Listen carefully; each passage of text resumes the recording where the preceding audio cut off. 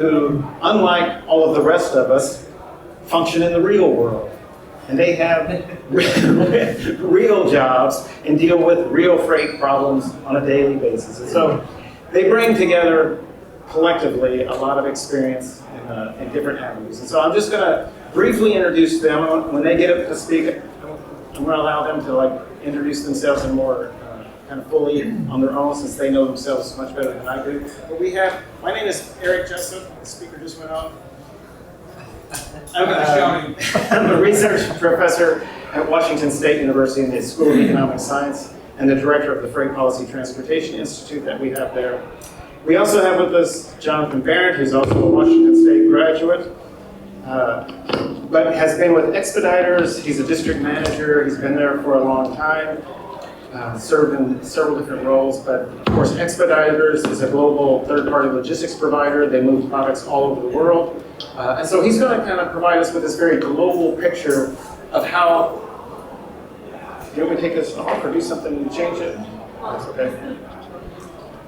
So he's going to provide kind of a high level how these supply chain challenges affected kind of global movements. After him, we have Brian Gonzalez with FC Bloxom, who is a local but international importer-exporter. They primarily move fresh fruit and vegetables into and out of the country. And so this is a company we will be able to understand localized impacts of how these supply chain challenges have affected a local company. And then lastly, we have Tim Graciano, who's Director of Data Science at Convoy. Convoy, of course, is a trucking company or a logistics company that has leveraged data science capabilities in a way that, in my mind, offers some promise to mitigating a lot of these supply chain and logistical challenges that we've experienced in the past 2 years in the future by having better decision tools, better information that can help connect shippers in a more efficient way. So just to kind of set the stage, I'm going to kind of, for those that maybe weren't paying attention to what was going on in global markets and how supply chains kind of how we really, what was the kind of the initial trigger that threw us into this situation that we've experienced, at least in the last year or two. If you recall, early in the pandemic, before much had really changed, most global markets, most global industry expected things to slow down dramatically. Our expectations that there was going to be this incredible slowdown in the economy, and our global transportation people started reacting accordingly. What happened on the ocean carrier side, what happened on the railroad side, what happened even at the ports and the local trucking industries. What did they do? They started reducing capacity, tried to lower cost, furloughed workers, took vessels out of their rotation for the anticipation that there's going to be less demand to move products around the world. This was early in the pandemic, I would say, before things really kind of got into the heart of what was going to happen. Their expectations, of course, turned out to be false. What ended up happening? About 4 months into the pandemic, we get our first 4 or 5 months, we get our first stimulus checks. Everybody's staying home. Spending goes through the roof. Demand for products actually did not go down. It went way up. So what happened? Now you've got all these transportation services, freight transportation services that were already planning for reduced capacity, had incredible high demand for that capacity. But of course, it's a lot easier to take services out, capacity out, than it is to add it back in.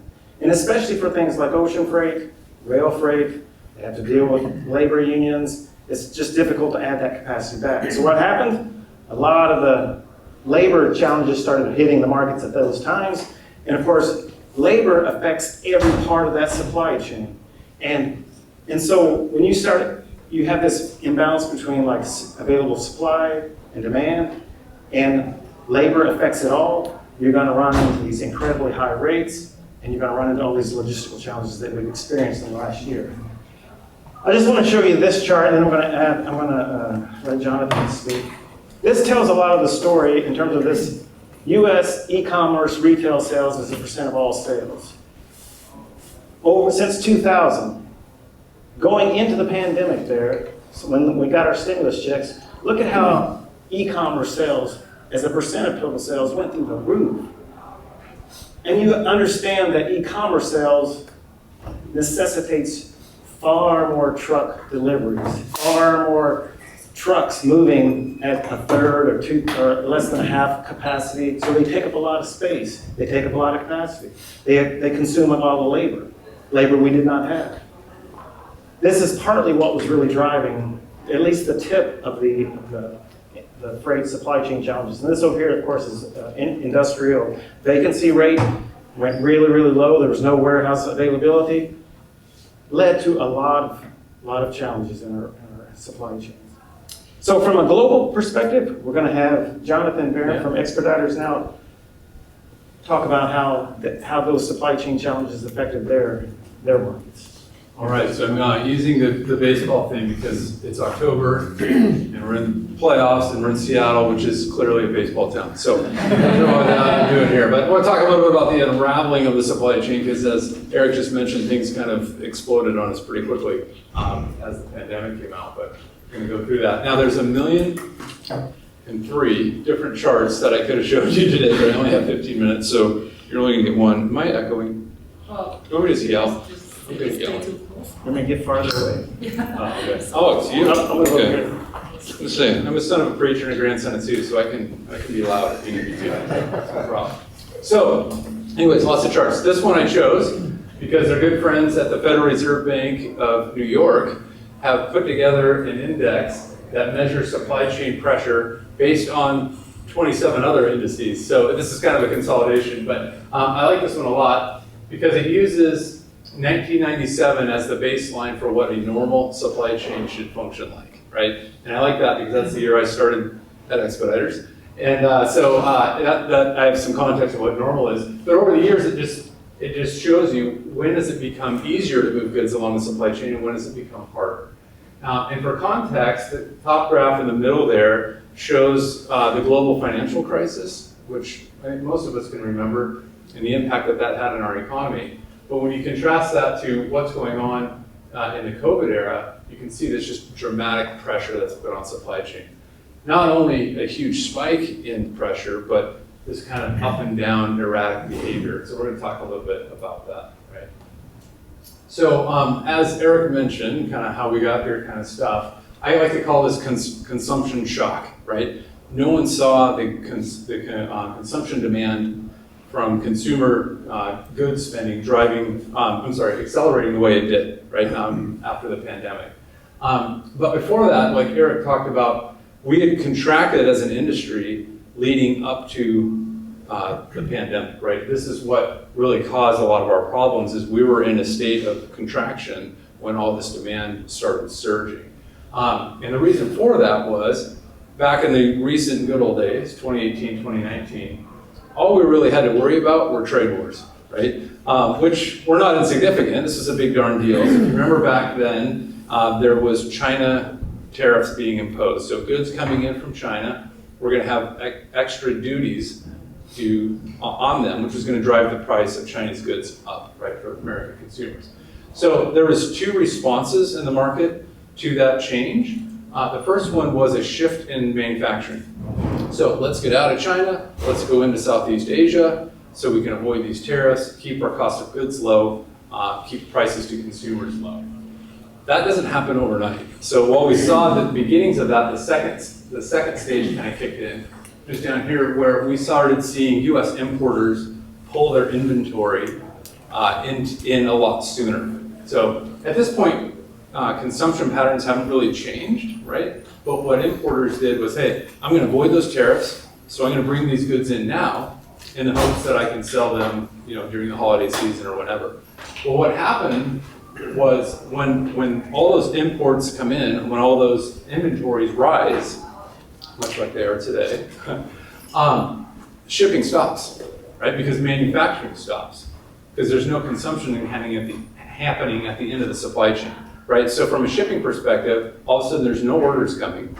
So let's cancel vessels, let's lay off workers, let's do everything we can to cut costs.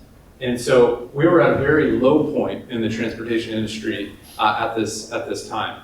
To the extent that in the 40-year history of my company, we were bracing ourselves for our first negative quarter ever, right? And so there's a lot of panic going on. There was no hiring going on, I can tell you that much. So when all of a sudden, as Eric mentioned, stimulus checks start coming out, you and me and everybody else had a decision to make. Are we going to save money, or are we going to spend it, right? And some people saved, but not nearly enough in my opinion, but most people chose to spend, and they spent it on stuff, right? Because we couldn't go out, couldn't go out to a concert, couldn't go out to any ball games, couldn't go out to a restaurant. So money that was normally spent in the event space was now being spent on stuff. And most of that stuff is imported in the United States. So huge spike in demand, right? And like Eric mentioned, we weren't ready for it. So this created a downward spiral in activity. And as you know, it's called a supply chain for a reason, right? One thing impacts another. So any disruption at any point in the supply chain is going to be impacted both downstream and upstream, right? So this is just kind of a simple, little illustration here of goods moving from production all the way to consumption. And these are the types of things that we've experienced in the last 2 years. First of all, labor shortages across the entire supply chain. The way that impacts all the way down, like Eric mentioned, it affects everything, right? And it wasn't just that there was no labor at the origin sides, at the manufacturing sides. There wasn't enough labor in the steamship line industry, the airline industry, the warehouses, the trains, and the driver shortages, right? So it was across the entire supply chain. We have never seen that happen before, at least not in my 25 years, right? So this is a compounding impact, and it wasn't just in the US. We saw this around the entire globe, right? So for the first time ever in our company's history, we're seeing compounding impacts across the globe simultaneously, right? So COVID hits, people start buying, the infrastructure can't support it. So from a steamship line perspective, as an example, there literally weren't enough boats in the world to keep up with the demand for goods. So for about a year and a half, the steamship lines were operating with demand at 125% more than supply, right? So what happens when that happens? Simple supply demand, price goes up, right? When you have that much more demand than you have supply, prices are going to go up. As an example, prior to the pandemic, moving a 40-foot ocean container from from Shanghai to Los Angeles was about $1,600. In the height of all this madness, it went to $16,000, right? So dramatic price increases for transportation, right? To make it worse, the next thing that happens is, well, not enough boats. So when I actually have goods that are ready to ship, they sit and wait. They wait for a boat, right? Then I actually get on the boat, then it comes over to the United States, and we've all seen the stories of all the vessels sitting outside the port of Los Angeles. They can't get off the boat. So now my transit time's extended, my lead time's extended. I'm paying more for it, it's taking longer, not a good start. Then the third thing is it's completely unpredictable and unreliable. Is it going to be a 30-day transit time, or is it going to be a 60-day transit time? That kind of variability makes it very difficult to plan around, right? So we get to the ports, and it's a guessing game. How long is that boat going to sit outside the port before it gets unloaded, right? And so we saw dwell times up to 60 days in the height of all this, right? So horrible for that. Then you get off the boat, and now the trickle-down effect starts with the domestic side. Not enough trains, not enough trucks. The terminals themselves are overloaded. So if you can imagine, you've got a container. Let's say you want to go pick up a container out of the port. If you've ever seen how ports manage their dock space, you've got one container with 5 other containers on top of it, and then multiple rows in front of it. So if I'm a trucker and I come pulling up to the terminal and I say, I want container number 1, 2, 3, 4, 5, the terminal operator says, oh, that's great. That's in, position 1 and stack 36. It'll take us about 3 hours to get to it. And by the time we get to it, 4 more have come in. And so we've got this problem at the ports now where literally we can't get goods out of there fast enough. So 60 days, 30 days, who knows how long your container is going to sit in the port. The last twisting of the knife to all this is we mentioned how costs went way up. Now with your container sitting at the terminal, you're getting nailed with storage as well. So now importers have an additional fee for storage. And this is where the great injustice of the last 2 years comes in, because you're sitting there as an importer saying, oh my God, just give me my freight. I've got sales that are pending. Can I just please get my cargo out of the port? I want to get it out. Well, and the terminals want you to get it out. The problem is that there's another importer down the road. We'll use the example of exercise bikes, because everyone wanted one of those during the pandemic, until they didn't. And then stopped, and because they could go outside again, and all of a sudden there's all these bikes in warehouses that are full, on boats that are coming in, but you have to unload those boats, so where are you going to put all the bikes? Well, if you're a bike importer, you're going to leave it at the port, because you can't do anything with it, right? There's nowhere else to put it. Well, meanwhile, you're blocking 3 other guys who want to get their stuff out, right? So the only incentive that the terminals can provide to get the bike guy to move his freight out of the way is to put storage in place and make them pay. So unfortunately, it applies to everyone. So now we've got people dying to get their freight out who can't, and they're getting billed for it, right? So that was kind of some of the shenanigans that were happening. And that led into some legislative changes and other things going on, but a lot of money being spent that wasn't spent the year prior. So I could go on and on about this, but I'll keep moving. So lots of craziness. So what's happening right now? So right now is the absolute opposite of everything I just said. In the last 6 weeks, we have seen import volumes fall off the map. There is no ordering going on at all. Vessels are being canceled like crazy. Sailings are being canceled like crazy. Or inventory levels are as high as they've ever been in the United States right now. So shipment activity is grinding to a halt, at least from an import perspective. Very concerning. Good news is we can finally catch our breath in this industry, right? So we've had a lot of people working a lot of hours, haven't been able to hire. Our overtime is 500% higher last year than it was pre-pandemic. To give you just some examples on that. So things are slowing down, so it's good for that perspective, but it's a big question mark right now. What's going to happen this Christmas season? Are people going to buy down these inventories, right? Please do. Please spend money. But with inflation being what it is, can consumers continue to consume the way they have, right? And so that's the big question mark. What we know is on the import side, next 4 months are going to be slow. We'll see what happens over Christmas, right? So we're a little nervous about what's going on there. Also, regular disruptors. There's always something going on in this industry that's causing things to work the way they shouldn't. In the last 72 hours, there's been 2 significant changes that are impacting the market. One, export sanctions and controls over semiconductor equipment and tools going to China. So that's going to impact trade a lot. I'll leave that one right there. The other thing on the import side is labor contracts. So longshoreman union, still don't know what's happening there. If there's a work stoppage there, it's absolutely catastrophic to trade. But more recently, the railroad. So trivia question, how many unions does it take to run a railroad? 12. 12 unions involved in moving containers from the West Coast inland, right? That's how the containers get to distribution centers in the Midwest. 11 of the 12 have agreements, 1 doesn't. And so right now, the entire rail industry is kind of up in the air because of 1 union who hasn't reached an agreement yet. So they have chosen to postpone talks until after the midterm elections, but come November, that could be a real issue, because if there's no train, those containers aren't getting off the West Coast, right? So that's exciting.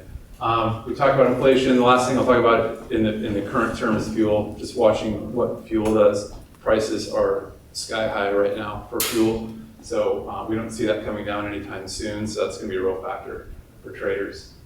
But again, the good news with this is the pressure is dropping because capacity and order quantities are coming down. That's going to let everybody catch their breath. It's going to let all the equipment that's spread out all over the world get back to where it needs to go. And so we can assume some sort of normalcy if and when consumer demand goes back to normal patterns. So we will wait and see. So, but there is always reason to hope, right? So that's my Mariner plug.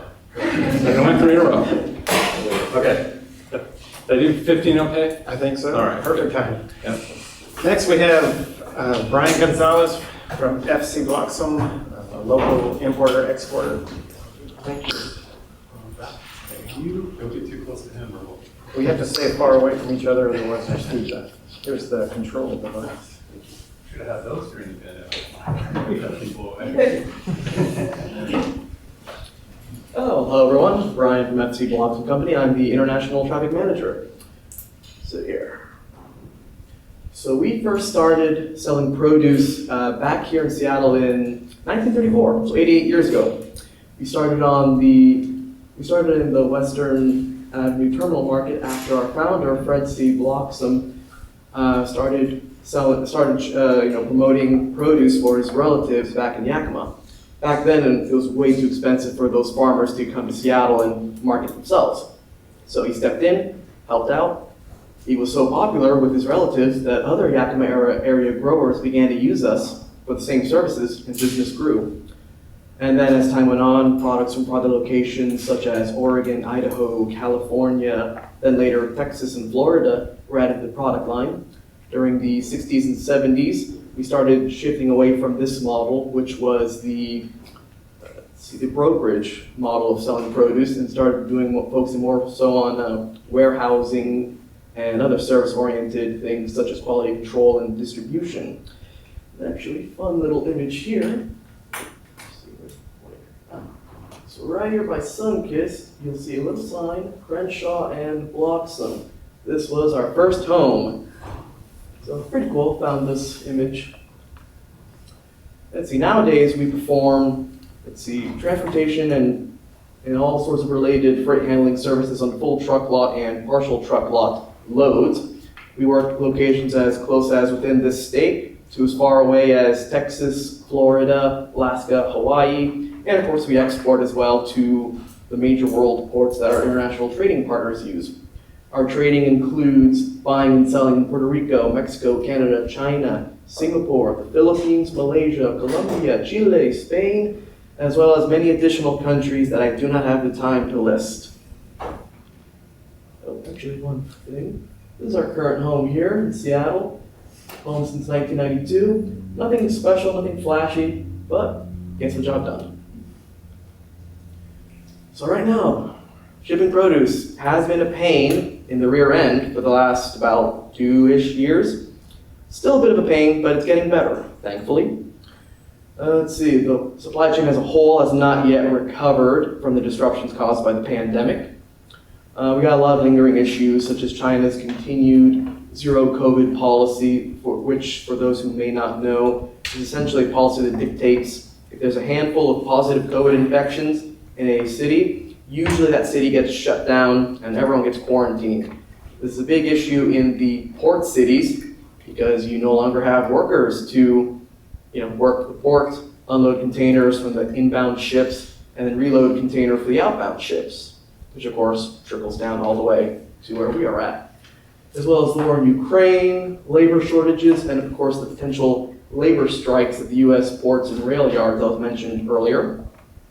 The shipping lines are now rolling back the extended sailings that they offered throughout the pandemic, because at one point, there was a very low capacity, but they were able to scale up pretty significantly and have some pretty extended services, at least for a little while, and now they're going away almost as quickly as they were able to be put up. Shame.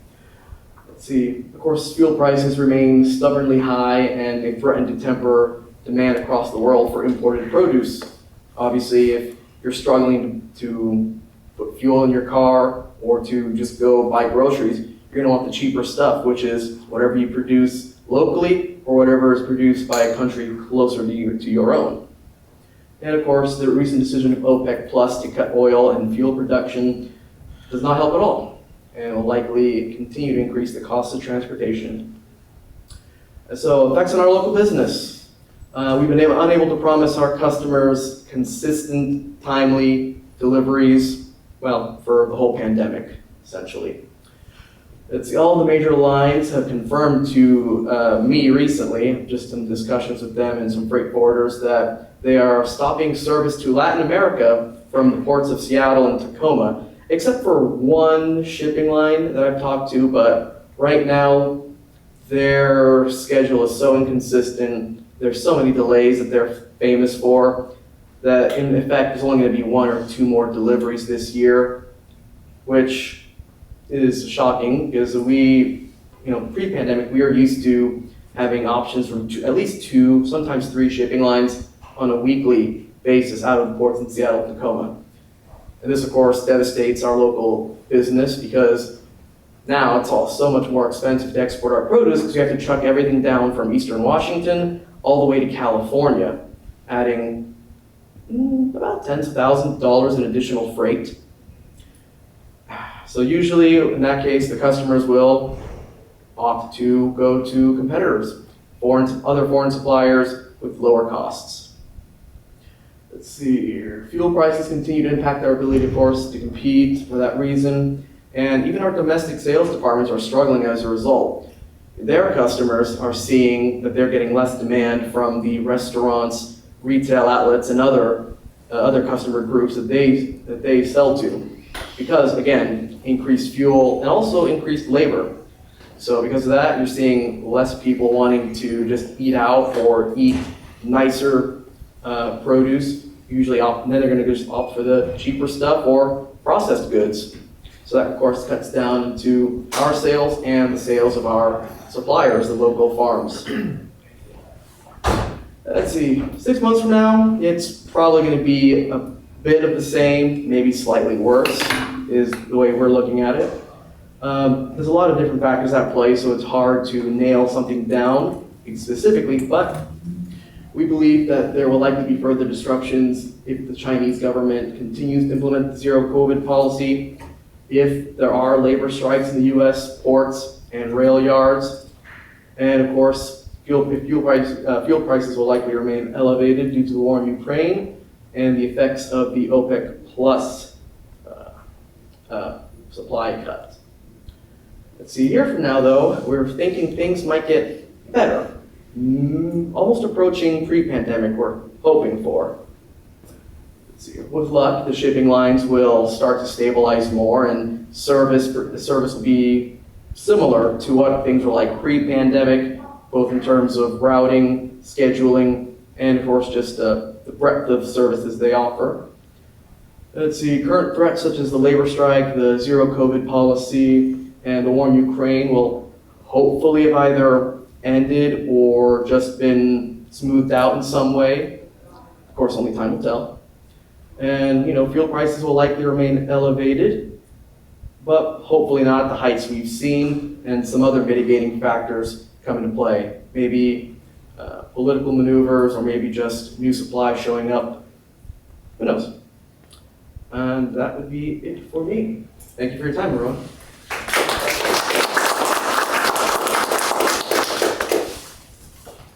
So next we have Tim Graciano with Convoy. I'm going to switch out of this mode here. See if I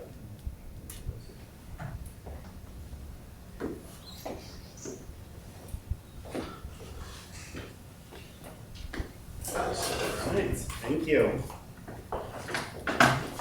All right, thanks, Eric. Great, well, I'm going to take a slightly different approach. First, I'm going to spend some time telling you what Convoy is and what we do. We're a little different.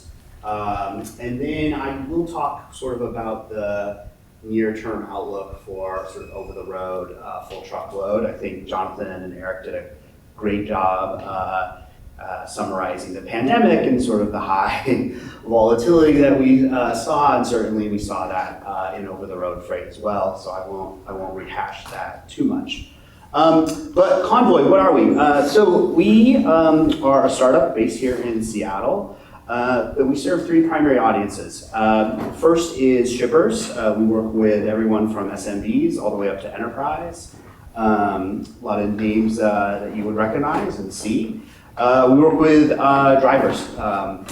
So these are over-the-road professional truck drivers, everything from owner-operators to some large fleets. And our third audience is all of us. We're founded really with the goal of making the trucking industry more efficient. It's a very resource-intensive industry. You can cut down on a lot of the waste and inefficiency. In an $800 billion industry, you can save a lot of carbon. And so we are really trying to build a digital freight network. This is different from a traditional brokerage, which is a dominant model. I won't go over it. I think you probably all are familiar with freight brokerages. We're trying to do something different. And really our mission is to build efficiency into that. So what do we do right now? We are FTL, dry van, flatbed, box truck, reefer, all over the road, primary, backup, spot. We don't do things like intermodal or international like my friends over here do, which is great. Maybe we'll get there in the future, but we're really focusing on kind of the core freight marketplace here in the US and Canada. And the challenge we're trying to solve is really connecting these shippers with drivers. And the pandemic over the last couple of years has highlighted what a critical link in the supply chain that is. As Jonathan went over, everything from sort of the import through drayage to warehousing into the stores and our homes. This is a big challenge. It's a massive industry. There are really long tails on both sides. And anytime you have a disruption like the pandemic, your ability to leverage that long tail on the supply side is really critical. We really did see supply dry up right when we really needed it at the start of the pandemic, and then throughout the sort of early phases, when sort of supply was challenging, drivers were getting off of the road. Many of them, not by choice, either their organizations were cutting back to save costs, or they didn't want to be out on the road in the middle of a pandemic, and I don't blame them for that. So what are we doing? We're trying to use technology to connect the millions of truck drivers here in the United States. We have a few 100,000 truck drivers on our platform, which is different than a traditional brokerage, which might have a few hundred or a few thousand drivers that they work with. And we're building a network of these carriers to connect with shippers all over the country that need their goods moved for them. Our goal is to be able to find a truck for any shipment, no matter what it is or where it is or what you want to ship. We use automation and data science in order to do that. Anytime a shipment is tendered or sort of released into our marketplace, 98% of the time we're able to find a truck within 48 hours. How do we do that? We do it through automation. And so versus the traditional model of brokerage where you're making those connections between trucks, loads and drivers manually. You're picking up the phone, you're calling them, you're reaching out via text or email. Ours is automated. We built a marketplace where drivers can go. They can find work there. From a shipper perspective, the process of tendering a load, pricing the load, scheduling the appointments, getting it picked up, confirming that you have a driver on the way is all automated. What this really lets us do is be an active participant in this market. And so think of Convoy less as eBay, where we're listing sort of everything that's available, and more as a place where you can go to help optimize the freight or the trucking part of your supply chain. And so we're sort of aggregating both sides of the market. On the demand side, we're bringing volume from all these shippers together and creating efficient routes and pieces of work for drivers to go do. And so whereas a human would struggle to sort of find the patterns and the routing that's really efficient and pull these together, we're able to use algorithms. My marketing department would tell you it's AI. I'm old-fashioned, so I'll call it machine learning. We're going to use that to help create these routes and find the connections between different shippers and their networks, and then release those things on our marketplace. And then drivers can come and they can find those pieces of consistent work, whereas sort of they're traditionally doing a load at a time. When they come to Convoy, they're often able to do series of loads or sequences of loads that are designed to be very efficient and stitched together in a way to reduce the amount of time they're driving empty, zigzagging, inefficiency, which gets back to our goal to reduce the carbon footprint of this industry. This is just a quick slide I won't spend a lot of time on, show you just sort of all of the complexity. If you want to talk about it afterwards, I'm happy to get into the minutia of the steps of really from when an organization says, hey, I need a truck, what are all the steps to get that truck, match it, price it, get it delivered. We're doing that through automation and technology rather than through humans, and so that's a model that scales sort of infinitely versus as a traditional freight broker will grow, it will add humans to the mix so that it can handle more and more shipments moving through that organization. With Convoy, we're doing that through a marketplace and through technology, which will scale on its own. And so real quick, let me throw all these up here so you can see it. And if I'm lucky, these slides will start to move around a little bit and just give you a sense of what does this look like. If you're a truck driver, the primary way you interact with us is through an app on your smartphone. If you kind of think about what enables an organization like Convoy to exist, it's really the revolution that every truck driver now has a small computer in their pocket that they carry around. They're able to come, interact, they're able to see personalized recommendations, bid, match loads in real time. This is a powerful tool for them that makes it easier for them. They're not necessarily on a phone with a human or their dispatcher or their front office. We found this to be a particularly powerful tool for truck drivers where English is not their first language. You don't have to call, you don't have to negotiate with someone on the phone, you don't have to worry that you're being taken advantage of. You can see everything in the app right there. From a shipper side, it's also automated. You also get a lot of visibility into the supply chain and into this link of the supply chain that you might not necessarily have had before. Previously, if I'm a shipper, I want to know where's my stuff, I got to pick up the phone, I got to call my broker. My broker says, hold on, I'll call you back. They call the driver picks up the phone. They probably shouldn't pick up the phone, they're driving a semi-truck down the road. Hey, I'm late, I'll be there in an hour. Maybe they're telling you the truth, maybe they're not. But again, going back to the fact that every driver now has both a computer in their pocket and EDI in their truck, we can tell where they are in real time. And so when you're on the Convoy platform and you're driving, we can track you and we can tell if you're running late, we can predict what's happening. We can sort of understand if there's an issue with the shipment, and we can reach out and be proactive and try to resolve that ahead of time. Okay, I will pause there and now kind of switch into sort of what we have seen over the last couple of years, and I'll really predominantly focus on where we're going. I'll give the standard disclaimer that if I say anything stupid in the next 10 minutes, Convoy will disavow me. You can't hold them responsible. Which is really nice of them. All right, so the first thing we're seeing right now and going forward is we're seeing a really big delta between spot market rates and contract. And that really means that prices have been coming down over the last 6 to 9 months. There's a very soft market right now. There's a lot of excess supply, which is a dramatic turnaround, as these panelists have already told you, from the last couple of years where we had dramatic undersupply early through the pandemic. You're still seeing a big sort of glut of drivers. I'll talk more about labor here in a second. But what this really means is a lot of enterprise shippers, they've got their primary and their backup relationships. You see a lot of them skipping that and going right to the spot market right now. Rejections are at historic lows, meaning as volume comes in, brokerages and carriers are accepting that freight. They're really trying to keep their drivers busy, especially the large assets are really running at excess capacity at this point.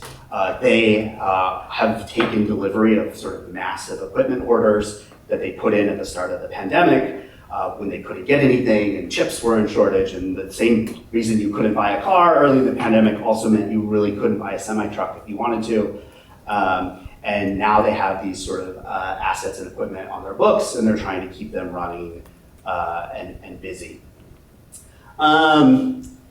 What's going on? I talked about a little bit on that previous slide. Supply is really depressed. There's a lot of excess capacity, which is sort of strange. We're still seeing consumer demand be high in real dollars. Inflation has been very aggressive.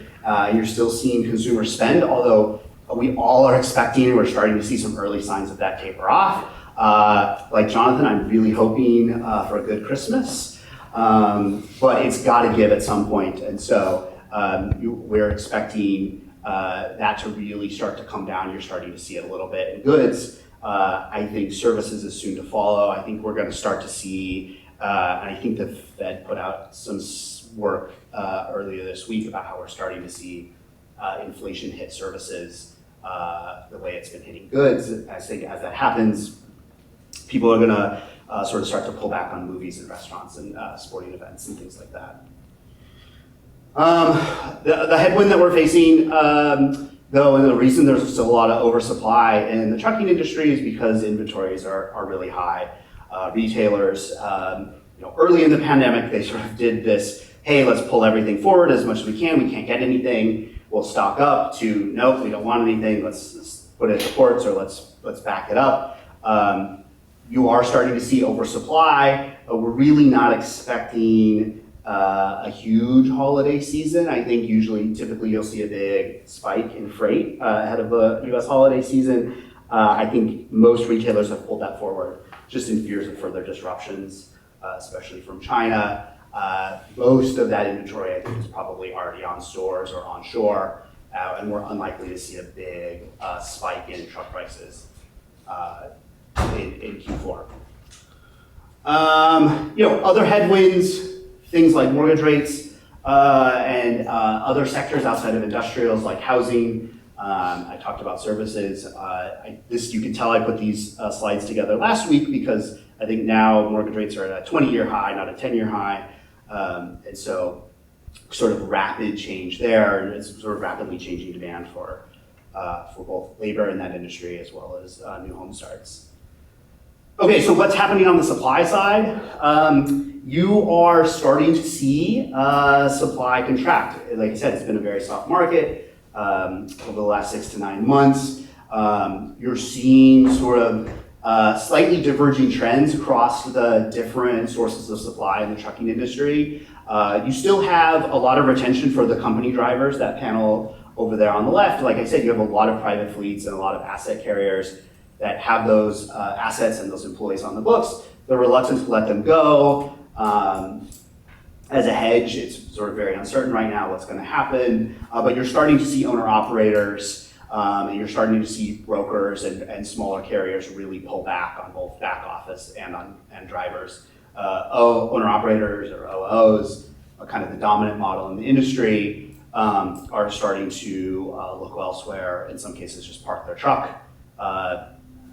Fuel prices, I think, are a big driver of that. If you have sort of low prices out there in the market, you're paying a lot for fuel, your lease on that truck, your other expenses, your insurance are largely fixed.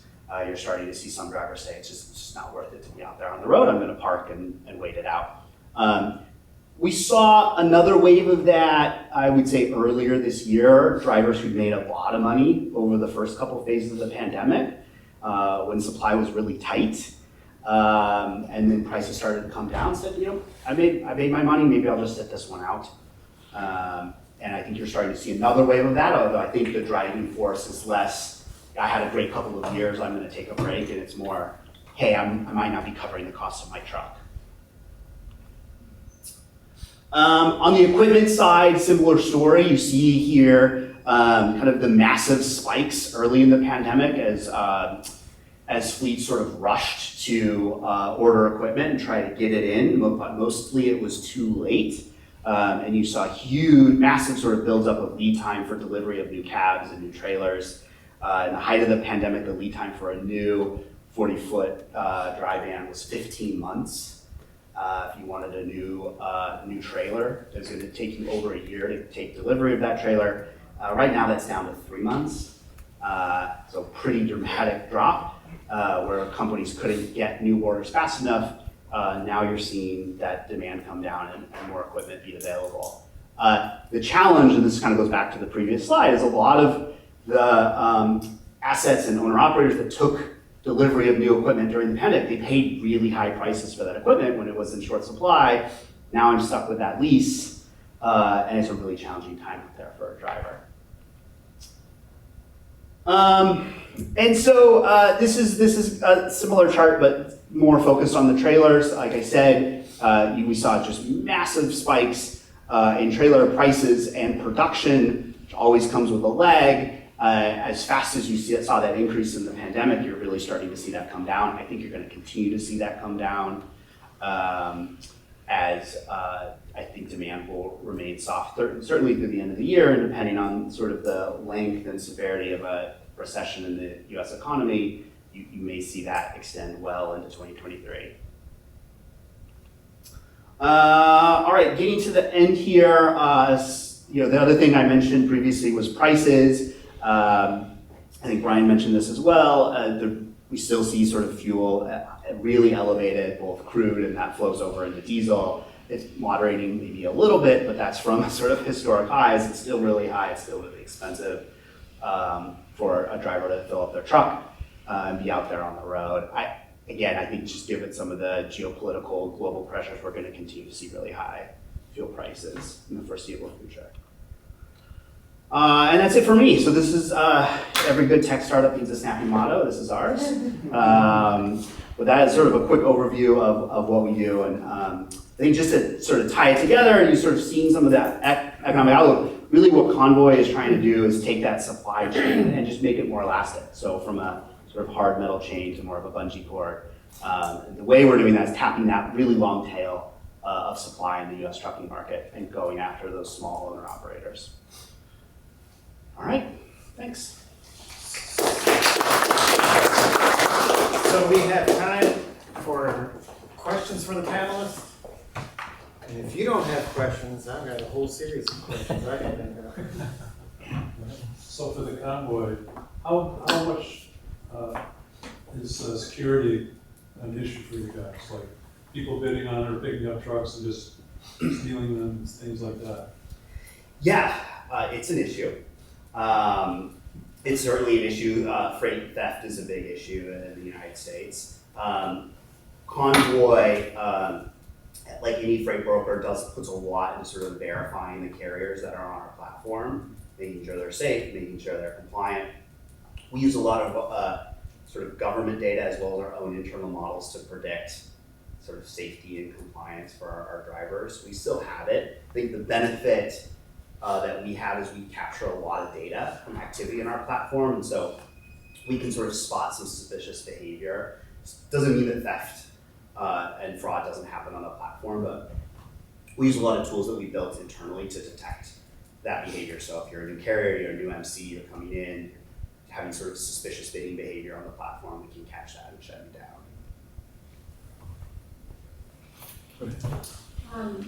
How are you decreasing empty truckloads coming back?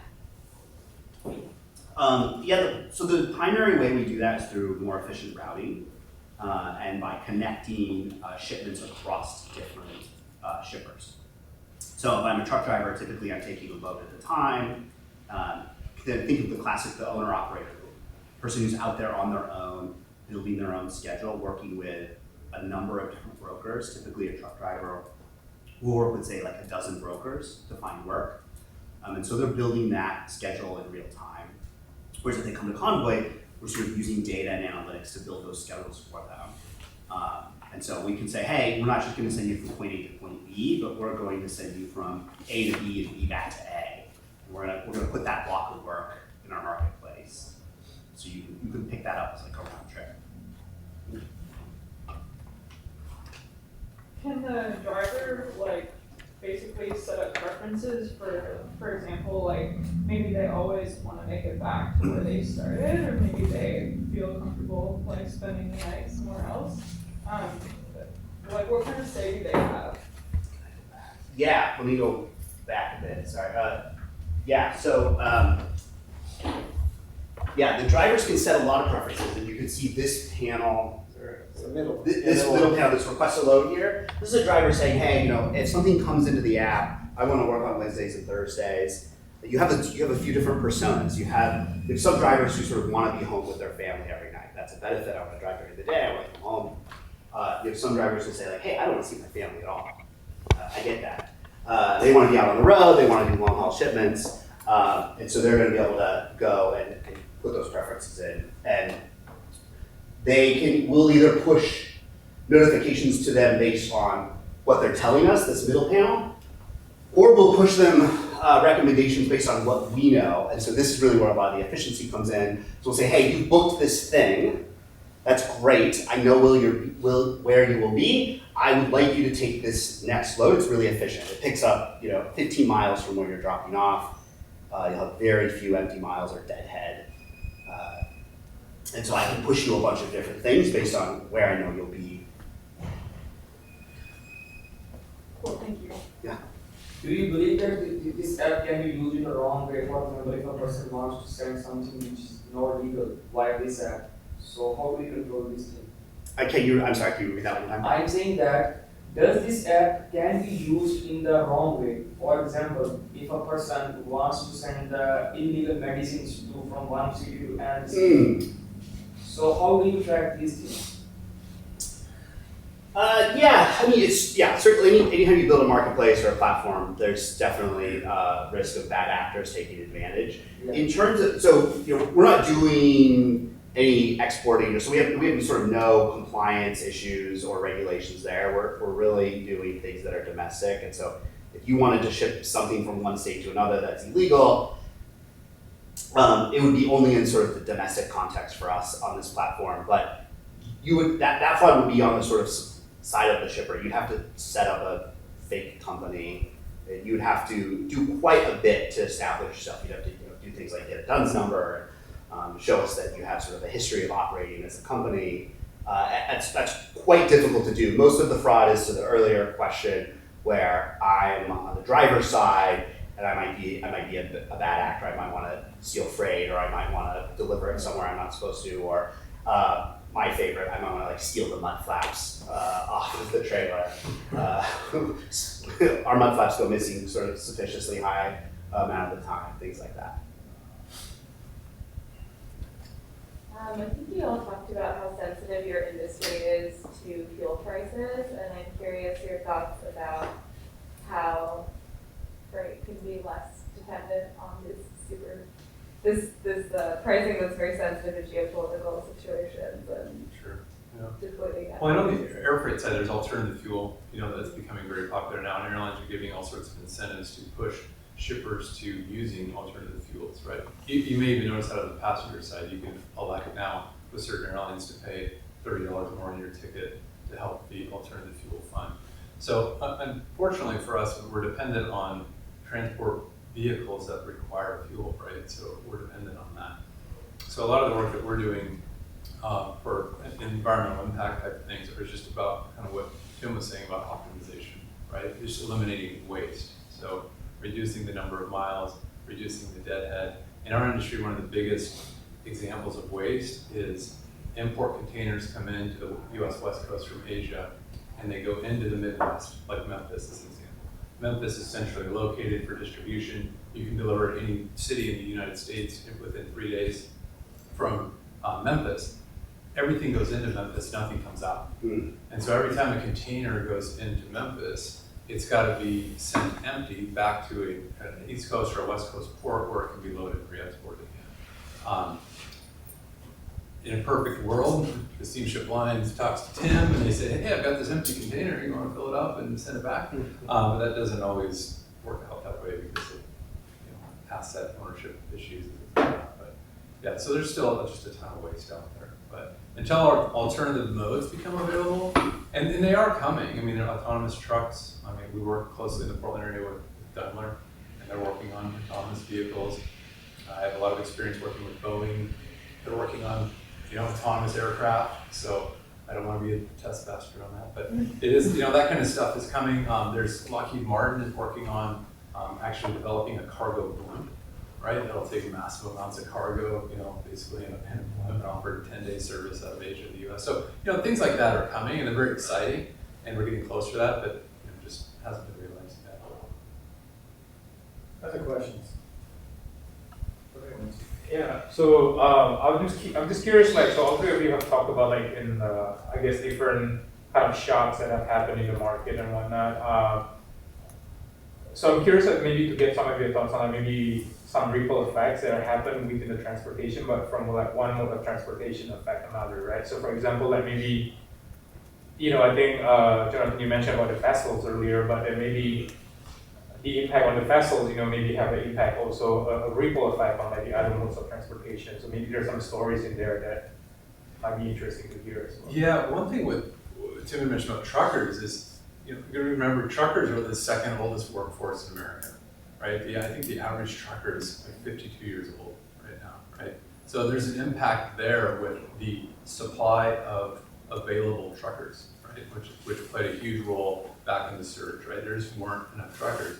So what happens? Well, you get a lot of foreign immigrants to come in and become truck drivers. Well, then you've got all sorts of companies with security requirements that don't allow foreign nationals to move product, as an example. Or my favorite is you get the truck coming out of Mexico and it gets across the border and it stops and it says, I can't move any further until you buy me new tires, right? Right? So things like that start happening when you start reaching out for labor supply that's not there.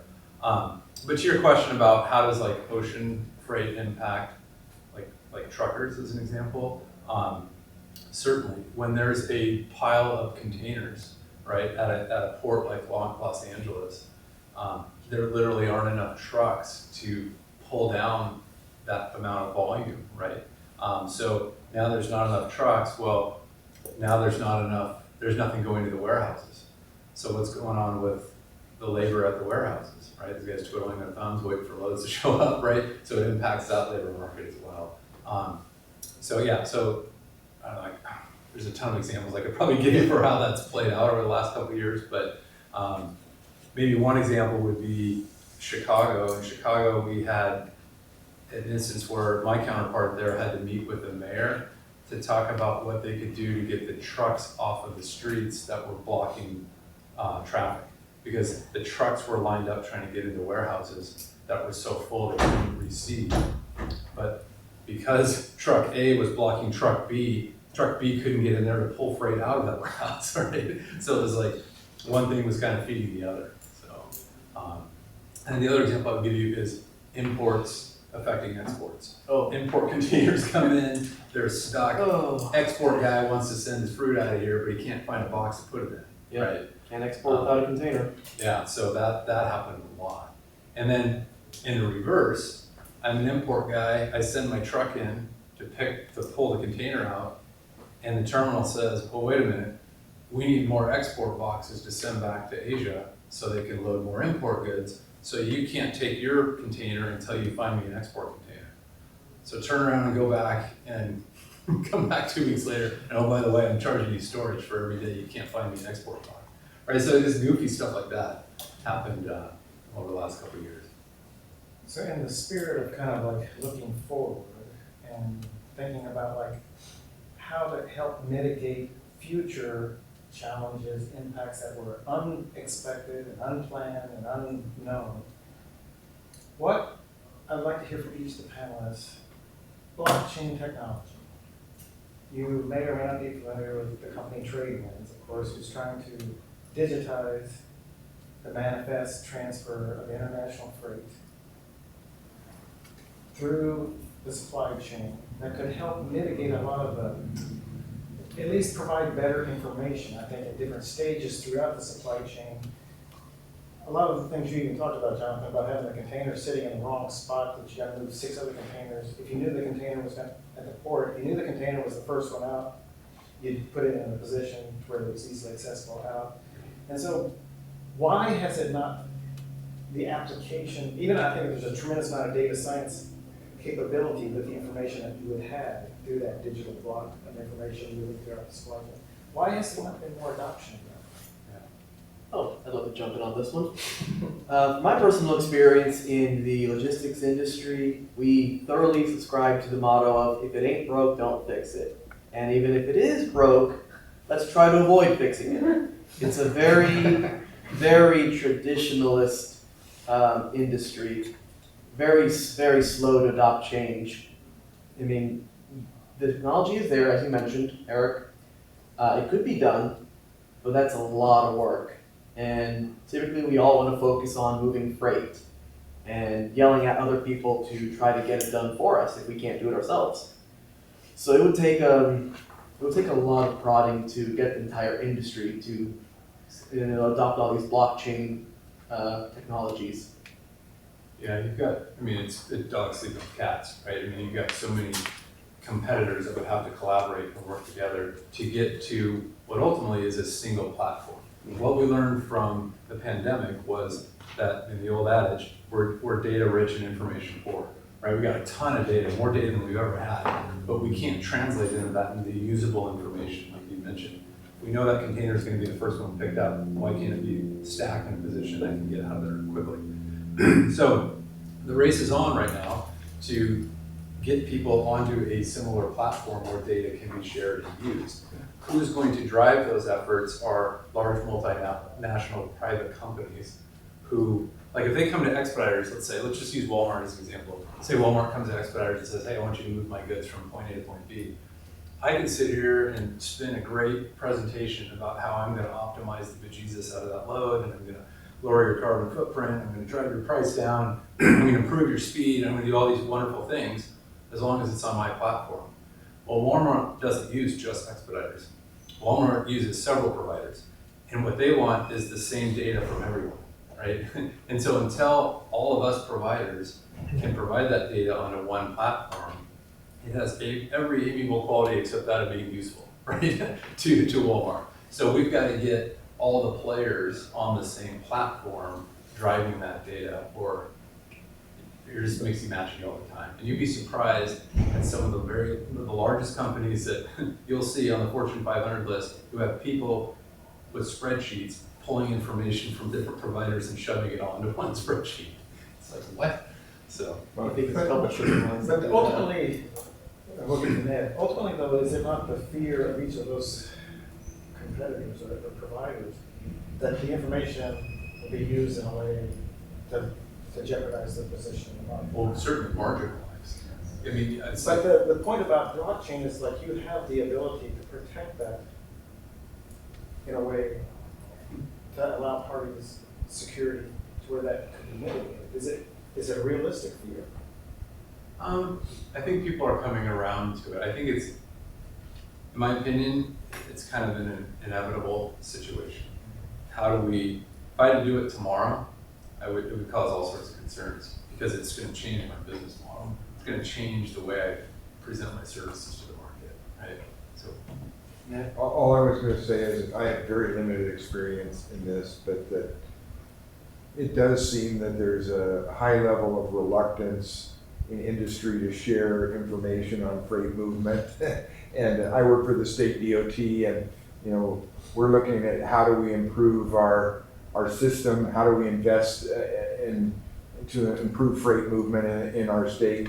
And it's hard to get good information to make good decisions about how to do that because of reluctance in industry to share that kind of information. So, but it sounds like you say that's changing slowly. I think so, yeah, because that data it's got to come from somewhere, and there's a cost associated with producing that data. And basically, blockchain companies like give that away. And so for a lot of companies, it's like, no, I worked really hard to produce the quality of that data. So until we can get to a spot where literally we have like GPS tracking on every single box that moves in the supply chain, that would eliminate my need to have someone sitting in a chair monitoring everything, right? So whenever I can eliminate having a cost associated with someone sitting in a chair tracking things, now I'm a little bit more at ease with giving away my data, right? So, and then you've got all the IT costs to merge all those systems together. Those are real Training costs. of reluctant employees who don't want to learn those new systems. Yeah, right. Not impossible. Another question. I have maybe a common question that I'm wondering, because the GPS devices have been cheaper and cheaper now, so in the future, do you think the containers manufacturers would like to add this on to any containers, or is it possible in the future? No, not a stupid question. It's a great question. Down to the box level. Yeah. You're right, the cost has come down considerably. and rapidly, just in the last couple of years. And you're probably seeing a 70 in the units that we use. So we do a very similar thing with shipments where we can put GPS devices on them. And what we do is we geofence it, so it allows drivers to only go on certain routes, and if they don't, then, we call the cops and all that kind of stuff. But the cost of those units, they're down 75% in the last 18 months. So it's becoming more affordable, which means they're being used more often. We have a little side project going with Intel. We're trying to create a label that, it's an actual sticky label that you put on the freight that has GPS tracking capabilities on it. So that certainly is where the market's going. It's all about cost. Yeah. Yeah, RFID tags are now pennies. You can stick them on anything. Yeah, they are. Yeah, making those GPS enabled is the next step. So. And then, of course, on an airplane mode, right? You can't track them when they're 40,000 feet in the air. Other questions for the panelists? Yeah, I've got a quick one. So, you sort of talk like the supply chain is kind of at the whim of people's demand or the COVID situation or what have you. But throughout that time, there were innovations, right? So I think like Convoy is an interesting one where you've increased capacity through just more efficient routing. What other innovations sort of came out of the supply chain challenges or would be useful in the future? Data research that we could start thinking about or help propel? Yeah, that's a good question. There's lots. I think what the pandemic highlighted was how fragile the supply chain is. I think if you're in the business, you sort of understand that. A lot of organizations have moved over the last 20, 30 years to sort of just-in-time supply chains, and inventory levels were really low, and you sort of had a lot of consumer pull and the rise of e-commerce, and so you were able to just do those things and link those chains up with really little margin for error. And we sort of found that something like a pandemic, or you see this locally with like Hurricane Ian, anytime there's sort of this big rare event, it's just highly disruptive. And so I think probably the sort of big shift in a lot of companies' minds is, hey, I really do have to adopt technology. And it is a relatively traditional industry, depending on what part of the supply chain you're in. And so you're seeing companies sort of all the way up through the executive level say, okay, there's a lot more risk here than I anticipated. I'm gonna have to adopt, maybe it's not blockchain out of the gate, but I'm gonna have to start building in technology and redundancy into my supply chain. In some ways, like sort of to the contrary, we also saw companies though say, screw this, just in time, we're just gonna build lots more capacity to hold inventory. So and maybe that was some of the reluctance too, that they said, you know what, rather than maybe make things more efficient, we're just gonna hold a lot more stock on hand so that when we have this volatility, that we're ready for it. Yeah, I think you probably see, I'd be interested in what Jonathan has to say here, because I think he probably talks to a lot more of these companies than I do. That sounds like a great idea when you're coming out of the pandemic, until you get the bill for those warehouses. You can only, if you go into a Target or a Walmart, the back room is only so big before you have to start expanding your square footage and paying more employees. And like, that's a great, you convince the CEO of that today, and then in a year, you're like, wait, I'm paying what for warehousing? Until you report financials. Until your CFO is going to come and get it. Or in out the of case you. of fresh produce, you start to get product spoilage. With produce, you literally cannot hold it for very long. On average, in our warehouse, product stays for less than 24 hours. If it's more than 24 hours, we start to run risks of spoilage. And the way we handle our produce now, we buy full title. Once we purchase it from the supplier, we are responsible for it until we deliver it to a customer. So it starts to spoil on our watch, we have to pay prices. Of course, we can't salvage spoiled produce, so it's just a complete loss.